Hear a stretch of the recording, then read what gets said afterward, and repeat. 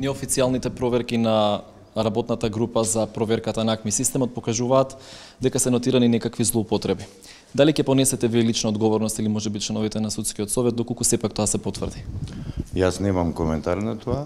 Тоа што сум го мислел да го соопштам досега го имам соопштено, го очекувам извештајот од комисијата. Меѓутоа, сепак, комисијата не само што ќе бара лична одговорност како одговорност на функција, туку најверојатно извештајот ќе биде пратен и до јавното обвинителство. Сметате ли дека можеби ќе бидете дел од тој извештај како човек кој што допуштил да се случуваат такви нерегуларности? Не е на мене да соопштам дали сметам или не.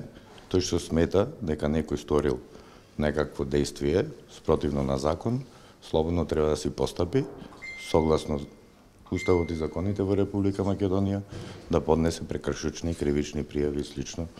Тоа е, никој не може ниту да го забрани. Председател, дали до вас стигна представките од Советот за утврдување на факти за 4 судијки за кои што СЈО побара утврдување одговорност? За кои 4 судијки? Татјана Михајлова од Кривичниот суд од Скопје. Не.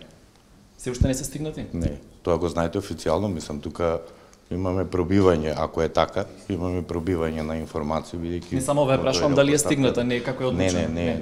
Не е стигнато ништо од Совет за факти, од тој број на предмети кои што веќе го знаете. И одложено работењето заради состојбата со изборниот процес. Се прават ли паралелности сега одеднаш од кога беа тие забелешки изнесени во извештајот на ПРИБЕ и од кога почна да работи работната група за проверка на АКМИ системот, се прават ли паралелности сега за да се истакне дека еве нешто работи Врховниот суд и Судскиот совет со вашата посета во Гевгелија, поклопувањето со посетата на председателот на Врховниот суд во Гевгелија, кој што вели дека вршел увид во АКМИ системот? Тоа што работел председателот на Врховниот суд ќе го прашате него. А за тоа што работел Судскиот совет, обширна информација беше дадена на нашата веб страна, подпишана од мене како председател на Судскиот совет.